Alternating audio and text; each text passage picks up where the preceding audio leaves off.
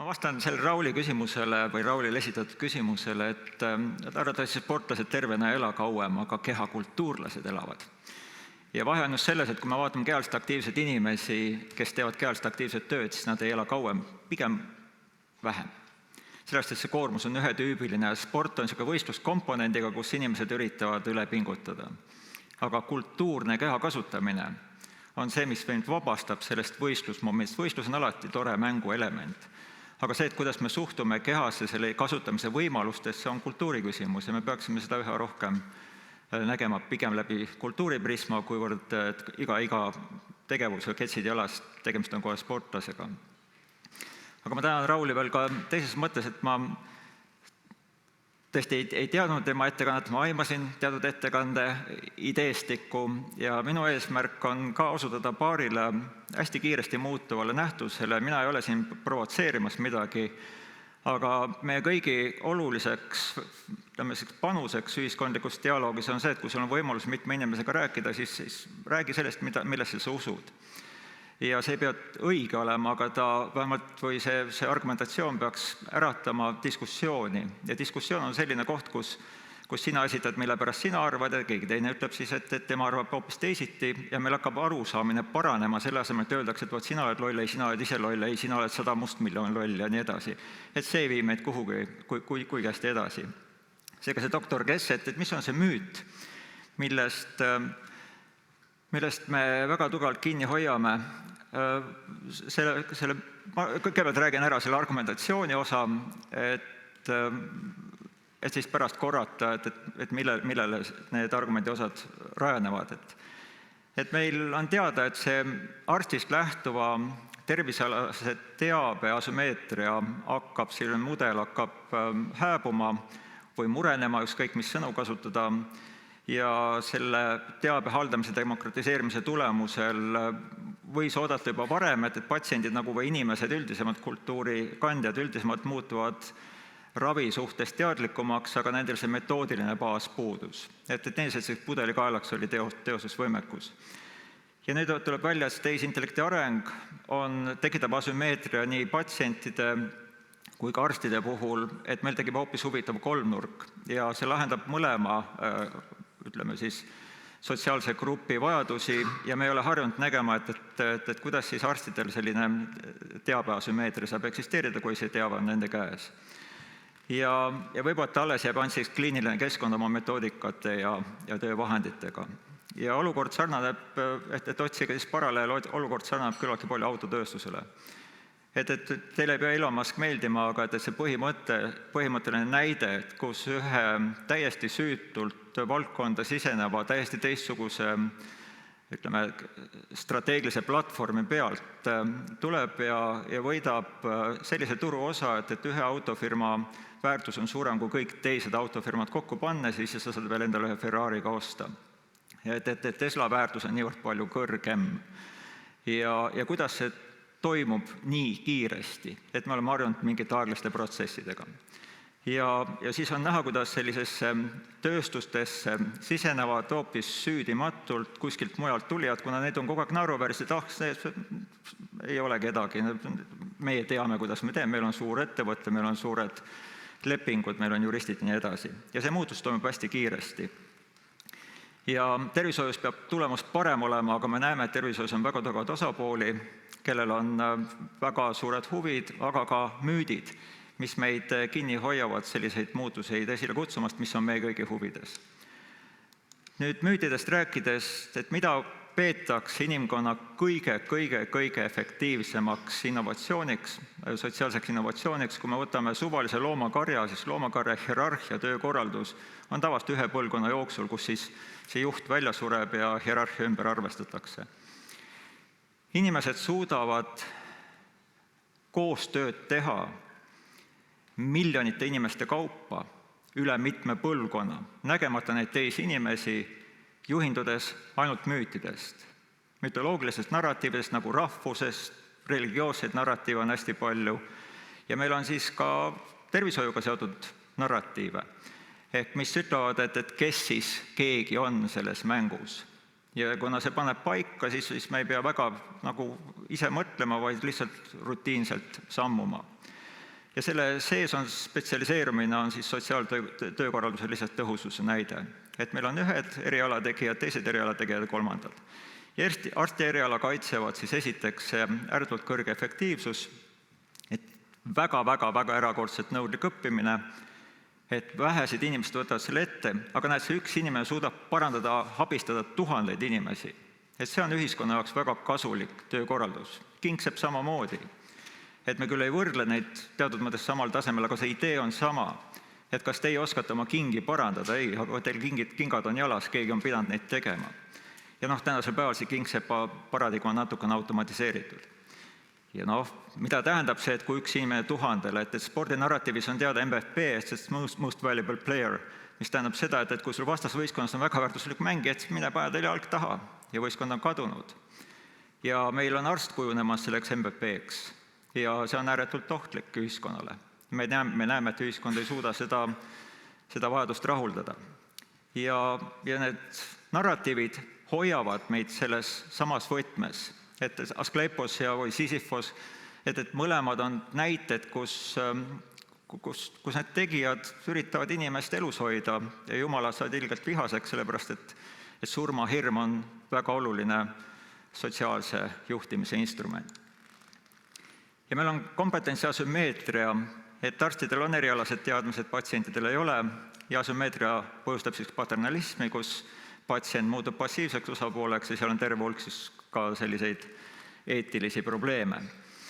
Ja infoajastul paraneb oluliselt juurdepääs teabele, see on siis viidega ajakirjale Nature, et kus me näeme, et selliseid murranguid teabehierarhias, ühiskondlikes hierarhiates on hakanud muutuma ja selle tulemuseks on siis tärkavad esimesed pinged ka arsti-patsiendi suhetes. Ja patsiendid seadsid diagnoose kahtluse alla, hakkavad üha rohkem konkreetseid uuringuid nõudma, sekkumisi nõudma, valima ja selja taga õnnestavad siis arsti autoriteeti omavahelises dialoogis. Neid veebikeskkondi on piisavalt palju. Ja arste loomulikult frustreerisid need Dr. Google'iga toimunud konsultatsioonid, aga tihtipeale ja me võime ka eksperimentaalselt demonstreerida, et Dr. Google tihtipeale teab paremini kui su kohalik arst. Ja arsti eriala on siis omakorda tõendite kõrbes. Et me peame kõik harjuma ebakindlusega, et siin ma toon kaks uuringut, mis tänase päevani kogu aeg uuendatakse. 2007 hakkab peale British Medical Journal, mis on maailma tervishoiu valdkonna üks 3 tippajakirjast. Ja see kliiniliste tõendite töörühma poolt siis leitakse, et näete, et 11% ravimeetodeid omavad tugevaid järjepidevaid tõendeid, 24% on arvatavasti kasulikud, aga tõendite kvaliteet on nii madal, et tegelikult ei saa seda väita. Ja umbes poolte puhul võib öelda, et tõendusbaas puudub. Aga mismoodi neid siis kasutatakse?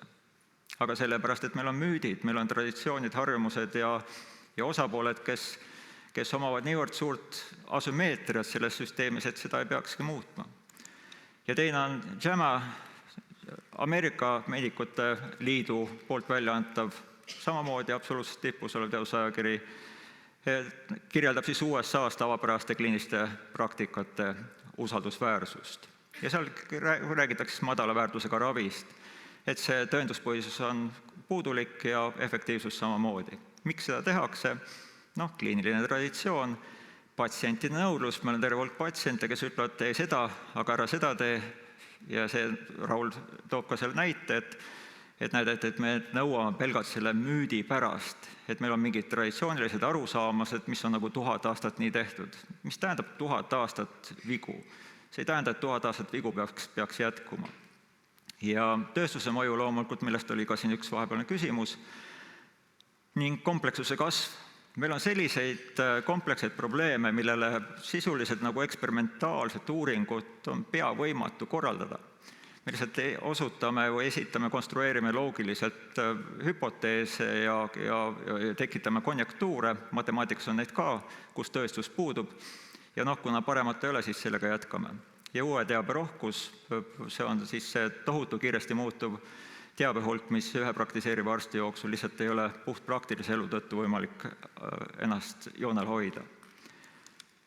Ja Stanfordi tehisintellekti indeks 25, et toob esile terve hulga värskeid näiteid, kus siis me näeme, et see kolmas osapool ravis üha sagedamini näitab eeskuju.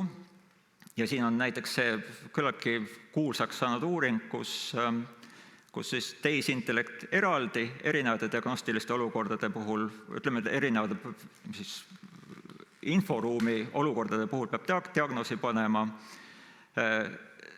tehisintellekt koos arstiga ja arst eraldi. Ja tehisintellekt ise otsustusprotsess on kõige parem. Miks ei ole siis see sünergia, et arst ja tehisintellekt koos, aga sellele viitavad juba muud uuringud väljaspool tervishoiusüsteemi, mis ütlevad, et inimene osutub tehisintellekti jaoks pudelikaelaks. Et ta ei suuda efektiivselt seda kasutada, ta sunnib peale omi arusaami. Microsofti efektiivsuse kasv, et lihtsalt, et kui sul ravi muutub 20% või diagnoos muutub 20% odavamaks, arvake ära, kas poliitika otsustab selle kasuks moraale ja oma tähtsust. Ja vähidiagnoosis diagnostiline täpsus, eriti siis selliste signaalide korjamine, mida inimese silm ei märka ja patsientide ravialaste küsimustele vastuste andmisel eelistatakse enamusjuhtudel ChatGPT-d, kusjuures arstid ise eelistavad ka. Ja eelistavad sellepärast, et see on palju inimlikult vastab.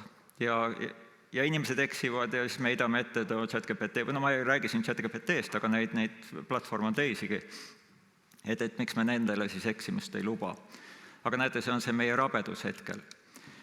Mis asi see on? Arvatavasti palju ütlusi on ju lips, ei, ma pean silmas hoopis seda keskel olevat sõna intellekt. Mõelge ise, kas te olete endale selgeks teinud, mida tähendab intellekt. Me lihtsalt kasutame seda sõna. Ja nüüd tänu tehisintellektile on hakatud rohkem mõtlema, et mida see kõik võiks siis tähendada.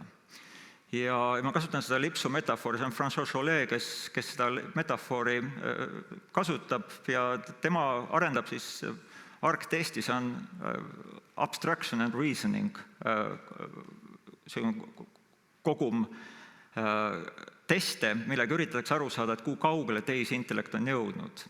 Ja abstraktsiooni ja arutelu tähendab seda, et tehisintellekt ei õpi, vaid ta saab jooksva ülesande, millest ta mitte midagi varem ei tea. Ja ta peab arutlema, tegema järeldusi. Ja näete, meie minevik on siis selle lipsu see osa, kus me õpime midagi. Ja kui ma näiteks teile ütlen praegu, et jahu, sool, suhkur, piim ja muna, millest jutt käib? Pannkoogist või brioche-saiast või clafouti on seal prantslastel üks magustoit, et see sõltub, me suudame abstraktselt, meil ei pea fakte olema, aga me suudame abstraktselt kokku panna selle arutelu. Ja vot selles arutelus me näeme, et meil on olemas teine tööriist ka, mida varasemalt kunagi ei olnud, ja tulevik on siis selle lipsu see osa, mis poole me liigume, sellest tuleviku suhtes me peame tegema seda fluid intelligence, et mitte see õpitud crystallized intelligence, vaid see voolav intelligentsus, mis siis selles hetkes lahendab probleeme, kuna tüüpiline diagnostiline olukord on küllaltki suurte vabadusastmetega. Ja seda intellekti me peaksime rohkem väärtustama ja mõtestama, et kuidas sellel sisenemine meie suhtesse, ravisse ja ravi väärtusahelasse, partnerlusse hakkab seda partnerlust muutma. Nüüd, kui me räägime tehisintellekti, ütleme sellest kõrgemast eesmärgist, et sellise on siis artificial superintelligence, siis selle puhul võiks ju kohe küsida, et kas inimene polegi siis kõige ägedam. Ja vastus on täiesti selge, et ei ole kõige ägedam. Et me võime näha, et meil on raskusi bioloogilise keerukuse mõistmisel, kui keegi teab kõiki vastuseid, siis kindlasti soovitan suhelda psühhiaatriga. Ekspert mõistab ainult väikest osa näiteks immuunsüsteemist või ainevahetusradadest, aga samas ta see teise eksperdiga ei suuda üldse kokkuleppele jõuda, et mis värk on. Ja näib, et üksiku ja kollektiivse inimese võimekuse kohal on palju ruumi. Ja vot selles ruumis peab toimetama teistmoodi kui inimene, sest et meid piiravad müüdid, meid piiravad need arusaamad, mis on õige, mis on vale. Ratsionaalsus tähendab sulle teadaolevat paremat mõtet või otsust, aga see, mis on sulle teadaolev, see piirab ka meie arusaamist. Ja päris palju tsiteeritakse viimasel Leopold Aschenbrenneri situational awareness ennustust, et siis te näete lihtsalt skaalat, kus kasvab ütleme siis, intellektuaalsete protsessiühikute võimekus. Ja Irvin J. Good, matemaatik, näete 65. aastal üldse ei oma mingisuguseid eelduseid. Ütleb, et põhimõtteliselt intellekt, selline analüütiline süsteem võiks saavutada taseme, kus ta hakkab ise ennast arendama ja nimetab seda intelligence explosioniks, plahvatuseks. Ja me ei pea kõik automatiseerima, me peame ainult automatiseerima tehisintellekti arendamist. Ja praegu hinnatakse, et tehisintellekti arendamise tulemusel, ja tõesti, et praegu duubeldub see enam-vähem 3–10 kuuga, ja enam-vähem me võime öelda, et väga pika, siis on 5 OMM-i, see on siis order of magnitude, ehk et me võime öelda, et 1 aastaga võiks toimuda umbes 100 000-kordne arenguhüppe. Ja me ei ole harjunud selliste mõtetega. Ja praegu hinnatakse, et kus me oleme. Ja kes teab Alec Redfordi, kes ei tea, aga Alec Redford on siis see inimene, kellest enamus midagi ei pole kuulnud, see on OpenAI's, kes on kogu selle ChatGPT keele ja pilditundmise algoritmide üks isakujusid. Et hinnatakse, et me oleme tema taseme saavutanud. See tähendab, et Alec Redford ise arendab tehisintellekti, aga nüüd võib öelda, et tehisintellekt ise arendab seda. Innovatsioonist tingitud muutused, et me arengukiirus ületab traditsioonilisi raamistikke, muuhulgas ka neid raame, mida me oleme endale tahtmatult müütidega, no mitte ainult tahtmatult, müüdid on kasulikud olnud, nad on aidanud koostööd teha. Aga see kiirus murrab traditsioonilisi norme. Ja need kõik tehisintellekt, geneetiline disain, erinevad andmete haldamisega seotud väljakutsed, et seal on siis terve hulk nihkeid sotsiaalsetes normides ja majandusstruktuuris nii edasi. Ja siis me näeme, et see probleem ei ole kohalik, et me ei lahenda kohalikke probleeme, vaid meil on siin rahvusvaheline, ütleme siis, suhtluskeskkond ja me ei saa öelda, et on mingisugune Eesti ravi. Ja selle tulemuseks on siis, meil on väga konfliktsed eetilisi süsteeme, kultuurist arusaamise ja nii edasi. Et kas või arusaam, kuidas suhtuda surma, surnutesse, infantitsiidi ja nii edasi, et mis on tegelikult reaalsed probleemid tänasel päevalgi. Ja kliimamuutused hakkavad üha rohkem vajutama peale, et oot, aga teil on kolmas survestatud väärtuste süsteem veel, mis peaks joonima teie valikuid. Ja kui muutus on püsiv, siis muutuses toimetulek eeldab, et meil peaks olema sellised moraalsed raamistikud, mis hoiavad meid, ütleme siis, kainetena. Et vähem emotsionaalsust ja üha rohkem sellist arusaamiskatsete dialoogi hoidmist. Sest erakordsed võimalused viivad kaardistamata aladele. Ja meil hakkavad üha rohkem esile tulema sellist küsimust, millele hästi vastata ei oska. Mida tähendab ravi osutamine uues olukorras, kus ravi võib-olla ei olegi enam selle patsiendi arsti suhtes, vaid mingisugune vahelüli või kolmas osapool nagu tehisintellekt, et sinna all on siis see interpretability, et see ei ole mitte tõlgendamine, vaid see on, kuidas see protsess aset leidis. Ja ausõna, paljudele on see üllatav, tehisintellekti arendajad ei tea, kuidas tehisintellekt otsuseid teeb. Sest see kombinatoorika selles jutumärkides mustas kastis, mis on inimese loodud, on niivõrd suur, et me tegelikult ei tea, kuidas see tulemus tuleb ja seal on neid kombinatoorika suurusjärk on pööraselt kõrge, see on triljoneid parameetrit, mida analüüsitakse. Inimene lihtsalt ei saaks ka aru. Ja näiteks see muudab siis seda väärtussüsteemis vastutusahelat. Ja siia hakkab tekkima siis see huvitav sõna, mida nimetatakse agentsuseks. Et agentsus tähendab, et sul on arusaam tulevikust, sul on eelistus tuleviku suhtes ja sul on võime seda mõjutada. Ja see annab inimesele agentsuse, muuhulgas ka, ütleme, õigusmõistes, et kui sul on tahe olnud midagi teha, siis sa oled midagi rikkunud, siis sa saad sellest karistada. Kui sa tahet ei olnud, siis see oli lihtsalt halb võim. Ja kelle väärtustega peaks tehisintellekt joonduma? Et maailmas on hästi palju erinevaid osapooli ja me ei ela enam kohalikus ruumis ja meil hakkab tekkima siis see ratsionaalse valiku teooria, mis üritab öelda, et ei, me peame koos otsustama ja koos otsustamine kõige parem koht ei ole, sellepärast me olemegi usaldanud selle otsust tihtipeale üksikutele ekspertidele. Ja see joondumine on siis see, et kas tehisintellekti huvid langevad kokku või eesmärgid langevad kokku inimlikega. Et arvatavasti me peame elama tükk aega sellises olukorras, kus me aktsepteerime, et tehisintellekt tapab inimesi, isejuhtiv auto tapab inimesi ja siis meil hakkavad need väärtusasjad paika jooksma, sest kui inimene tapab inimesi, siis öeldakse, mis see uus eestikeelne sõna on, shit happens. Kes vahetatakse välja? tööd, mille sisendiks on informatsioon, tehakse kraks-kraks sellega ja väljundiks on otsus. Kas te tunnete mõned ametid ära? Eriti need, kus on õppimiskõver järsk ja pikk ja palk kõrge, puht majanduslik motivatsioon ja sotsiaalne väljakutse, kuna see ei suuda rahuldada kõiki vajadusi, loob kõrget väärtust. Ja millised ametid need on? Tehisintellekti enda insenerid nõuavad väga suurt palka, nende tööd on kõige lihtsam tehisintellektiga ka asendada, analüütikud, raamatupidamine, juristid, riigiametnikud. Miks riigiametnikud? Sellepärast, et nad ei anna, nad ainult võtavad. Nemad tuleks asendada. Me ei tunne kahetsust, kui neid asendatakse. See on üks huvitav eksperiment ja mõnes valdkonnas arstid. Ja arvatakse, et selleks see valdkond ei kao ära, aga asendub siis sellise empaatilise vajaduse inimliku kontakti pakkumisega, mida see puhtformaalne otsustusprotsess ei suuda pakkuda, sest inimene tahab ikkagi inimest. Ja arstid ise lohutavad, alguses natuke valus, aga see läheb üle.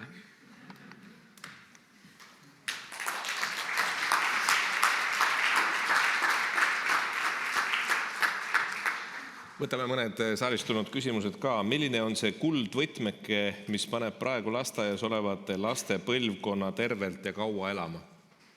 Kehakultuur. Päriselt ka see kultuuri osa. Et nii kui me näeme, et see laps peab sportima, et siis pannakse kohe sellisesse stigmatiseeritud raamistikku.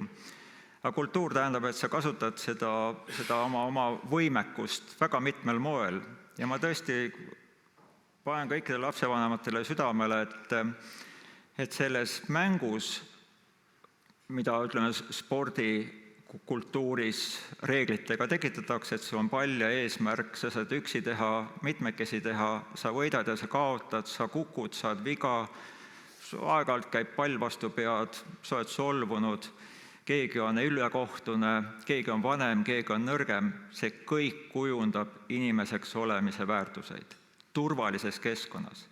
Ja kui seda ei juhtu ja see laps tuleb sealt sellisest pehmest vorstivabrikust välja, päris tormi kätte, ta ei oska hakkama saada. Ja suurtes riikides on näha, kuidas ka ülikooli jõuavad inimesed, kes tegelikult ei suuda isegi õppida, sest et natuke ebamugav on ja see õppejõud on ka vastik ja nõutakse palju ja tunnetele käib see kogu see värk.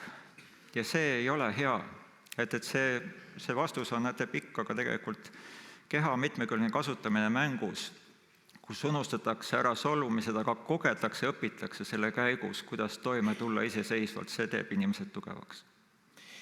Patsiendi usu sellesse, et talle määratud ravi on mõjus, sellel on väga oluline osa ravi õnnestumises. Kas tuleviku arstide puhul saab senisest olulisemaks lisaks füsioloogilistele aspektidele ja ravile ka patsiendi psühholoogiline emotsionaalne toetamine? Vaieldamatult siin uuringud juba näitavad, seesama viide, mis siin oli, et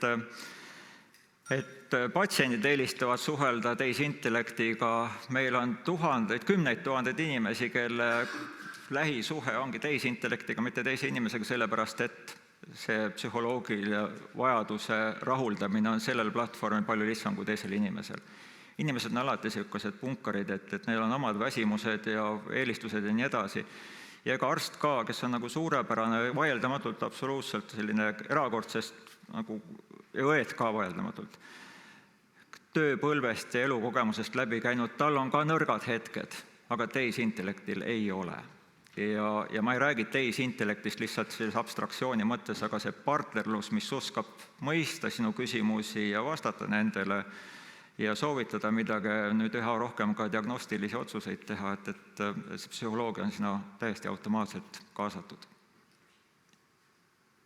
Kristjan Port, daamid ja härrad.